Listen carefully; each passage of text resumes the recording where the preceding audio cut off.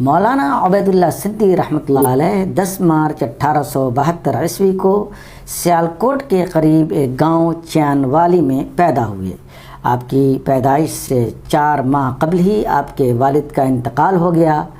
جب 2 سال کے ہوئے تو آپ کے دادا جان کا بھی انتقال ہو گیا، تو آپ کی والدہ آپ کو لے کر اپنے والدین کے گھر جام پور ضلع ڈیرہ غازی خان چلی گئیں۔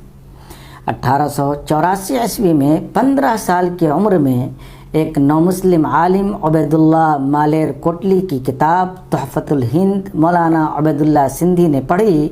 اس کتاب کو پڑھنے کے بعد آپ نے اسلام قبول کیا اور اس کے مصنف کے نام پر اپنا نام عبید اللہ رکھا۔ اردو میڈل تک کی تعلیم آپ نے جام پور ضلع ڈیرہ غازی خان میں حاصل کی۔ پھر قبول اسلام کے بعد 1888 عیسوی میں دارالعلوم دیوبند گئے اور وہاں داخلہ لے لیا اور تفسیر، حدیث، فقہ، منطق اور فلسفے کی تکمیل کی۔ آپ کے اساتذہ میں شیخ الہند مولانا محمود الحسن دیوبندی رحمۃ اللہ علیہ کا نام آتا ہے۔ جہاں تک آپ کے کارناموں کا تعلق ہے تو آپ نے 1901 عیسوی میں گوٹھ پیر جھنڈو میں دارالارشاد قائم کیا اور 7 برس تک تبلیغ اسلام میں منہمک رہے۔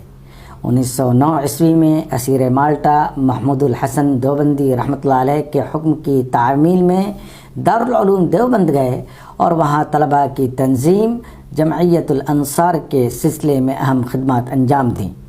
1912 عیسوی میں دلی میں نظارۃ المعارف کے نام سے ایک مدرسہ قائم کیا جس نے اسلامی تعلیمات کی اشاعت میں بڑا کام کیا۔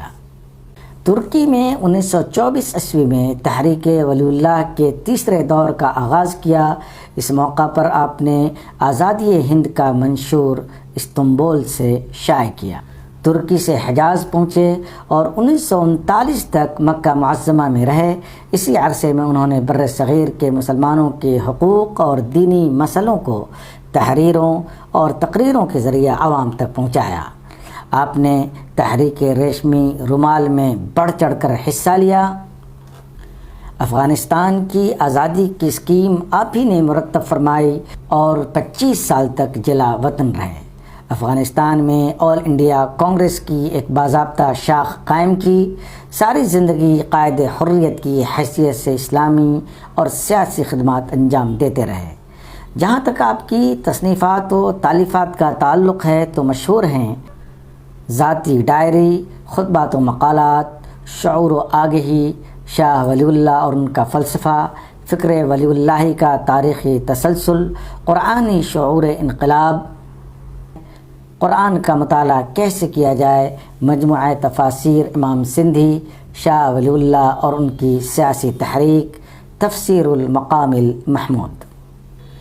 انڈین نیشنل کانگریس نے 1936 عیسوی میں برطانوی حکومت سے مولانا عبید اللہ سندھی رحمۃ اللہ علیہ کے ہندوستان واپس لوٹنے کی اجازت مانگی۔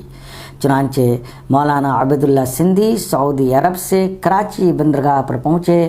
اس کے بعد دلی گئے جہاں شاہ ولی اللہ دہلوی رحمۃ اللہ علیہ کی حجت اللہ البالغہ کا درس شروع کیا۔ مولانا عبید اللہ سندھی تقسیم ہند کے خلاف تھے۔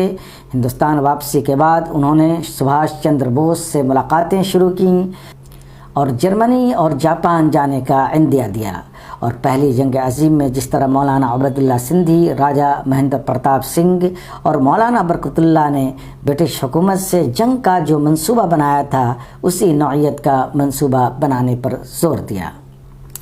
مولانا عبید اللہ سندھی رحمۃ اللہ علیہ رحیم یار خان اپنی بیٹی سے ملنے 1944 میں جا رہے تھے، مگر رحیم یار خان کے قریب ایک شہر خانپور کے پاس ایک گاؤں دین پور میں آپ کی طبیعت اچانک خراب ہو گئی اور وہیں 21 اگست 1944 عیسوی کو اپنے خالق حقیقی سے جا ملے۔ اللہ تعالیٰ مولانا عبید اللہ سندھی رحمۃ اللہ علیہ کی خدمات جلیلہ کو قبول فرمائے۔